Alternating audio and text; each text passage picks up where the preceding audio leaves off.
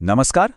ચાલો આજે એક એવી દિવ્ય ગાથાની સફર પર નીકળીએ જેણે સદીઓથી આપણને સૌને પ્રેરણા આપી છે.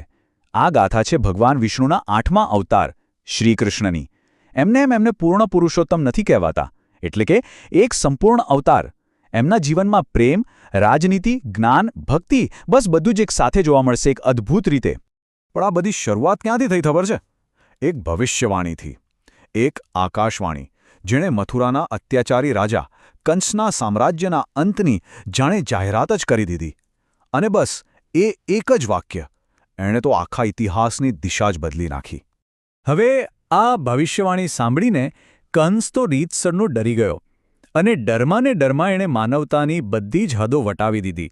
પોતાની સગી બહેન દેવકી અને એમના પતિ વસુદેવને જેલમાં પૂરી દીધા. અને એટલું જ નહીં, એણે એક પછી એક એમના 7 નવજાત બાળકોને મારી નાખ્યા. કેવી ક્રૂરતા! પણ 8મા સંતાનનો જન્મ એ કોઈ સામાન્ય ઘટના નહોતી. એ તો એક ચમત્કાર હતો. એક એવી રાત જ્યારે એ અંધકારભરી જેલમાં ચારે બાજુ દિવ્ય પ્રકાશ ફેલાઈ ગયો. એ રાત હતી શ્રાવણ વદ 8મની. ઘોર અંધારી, મધરાતનો સમય. વાતાવરણમાં એક અજીબ શાંતિ હતી, જાણે કે કંઈક બહુ મોટું, કંઈક અસામાન્ય થવાનું હોય.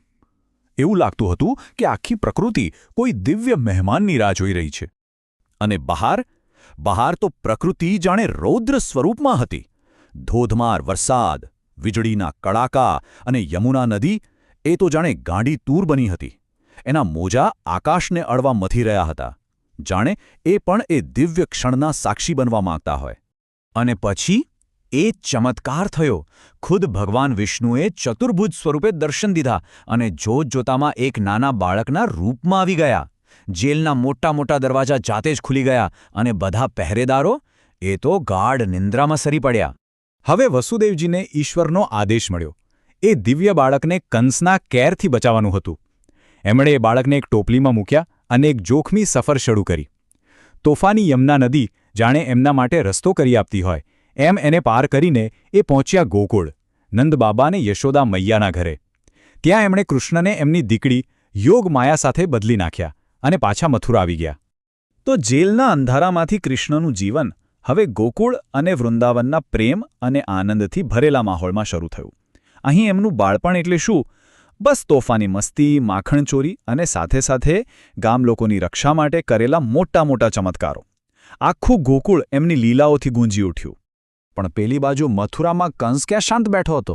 એને તો ખબર પડી ગઈ હતી. એણે એક પછી એક રાક્ષસો મોકલવાનું શરૂ કર્યું. પૂતના, શક્ટાસુર, તૃણાવર્ત, બકાસુર, કેટલાય શક્તિશાળી અસુરો. પણ નવાઈની વાત તો એ હતી કે બાળકૃષ્ણ તો જાણે રમતા જે બધાનો વધ કરી નાખતા. અને પછી જ્યારે એમની ઉંમર હતી માત્ર 7 વર્ષ, હા ફક્ત 7 વર્ષ, ત્યારે એમણે એક એવું કામ કર્યું કે જેની કોઈ કલ્પના પણ ન કરી શકે. એવું પરાક્રમ કે જેને જોઈને તો દેવતાઓ પણ દંગ રહી ગયા હતા. થયું એવું કે દેવોના રાજા ઇન્દ્રને પોતાના પર બહુ અભિમાન આવી ગયો અને એણે ગોકુળવાસીઓને સબક શીખવવા ધોધમાર વિનાશક વરસાદ વરસાવ્યો. ત્યારે આ 7 વર્ષના કાનાએ શું કર્યું ખબર છે? આખો ગોવર્ધન પર્વત પોતાની ટચલી આંગળી પર ઊંચકી લીધો અને એની નીચે આખા ગામને આશરો આપ્યો. આ ઘટના એ બતાવે છે કે સાચી ભક્તિ સામે મોટામાં મોટો અહંકાર પણ ટકી શકતો નથી. હવે કૃષ્ણો મોટા થઈ રહ્યા હતા અને એમની સાથે જ એમના આ અવતારનો જે મુખ્ય હેતુ હતો એ પણ ધીરે સ્પષ્ટ થઈ રહ્યો હતો. અને એની શરૂઆત ક્યાંથી થવાની હતી? બરોબર, મથુરાથી. પેલી ભવિષ્યવાણીને સાચી પાડવાથી. અને આખરે એ દિવસ આવી ગયો. કૃષ્ણ મથુરા પાછા ફર્યા. એમણે કંસના મોટા પહેલવાનોને હરાવ્યા અને અંતે એ અત્યાચારી મામા કંસનો પણ વધ કર્યો. મથુરાને એના ત્રાસમાંથી મુક્ત કરાવી, ધર્મની સ્થાપના કરી અને સૌથી અગત્યનું પોતાના અસલી માતાપિતા દેવકી અને વસુદેવને વર્ષોની કેદમાંથી છોડાવ્યા. પણ કૃષ્ણનું કામ અહીં પૂરું નહોતું થતું.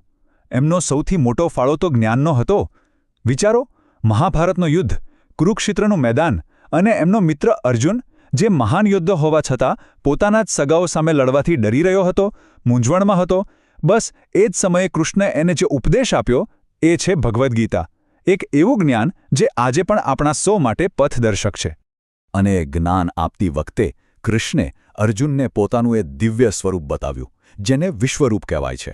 એક એવું વિરાટ રૂપ જેની કલ્પના કરવી પણ મુશ્કેલ છે. અર્જુને જોયું કે આખું બ્રહ્માંડ, આ સૃષ્ટિ, એનો વિનાશ બધું જ કૃષ્ણની અંદર જ સમાયેલું છે. એ એમના પરમ સ્વરૂપનો સાક્ષાત્કાર હતો.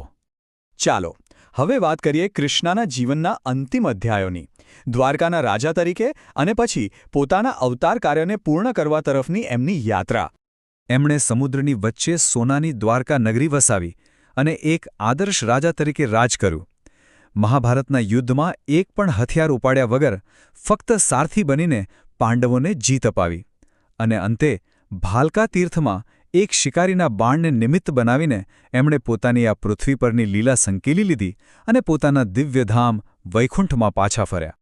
તો આ આખી અસાધારણ જીવનગાથામાંથી આપણને શું શીખવા મળે છે? શ્રી કૃષ્ણનો આ શાશ્વત સંદેશ છે શું? સંદેશ બહુ સ્પષ્ટ છે. પરિસ્થિતિ ગમે તેટલી ખરાબ હોય, ગમે તેટલી મુશ્કેલીઓ આવે, પણ ધર્મ અને સત્યનો માર્ગ ક્યારે છોડવાનો નહીં, કારણ કે અંતે જીત હંમેશા એની જ થાય છે. હવે આ વિચારવા જેવો સવાલ છે કે શ્રી કૃષ્ણના જીવનનો કયો પ્રસંગ આપણને સૌથી વધુ સ્પર્શી જાય છે? શું એમની ગોવર્ધન પર્વત ઉપાડવાની શક્તિ છે, કે પછી કુરુક્ષેત્રના મેદાનમાં આપેલું ગીતાનું અમર જ્ઞાન, અથવા તો પેલી માખણ ચોરીને ખાવાની એમની નિર્દોષ બાળ લીલા? ખરેખર તો એમની ગાથાનો દરેક પ્રસંગ આપણને કંઈક ને કંઈક શીખવી જાય છે. જીવન કેવી રીતે જીવવું અને હંમેશા ધર્મના રસ્તે કેવી રીતે ચાલવું એની પ્રેરણા આપી જાય છે.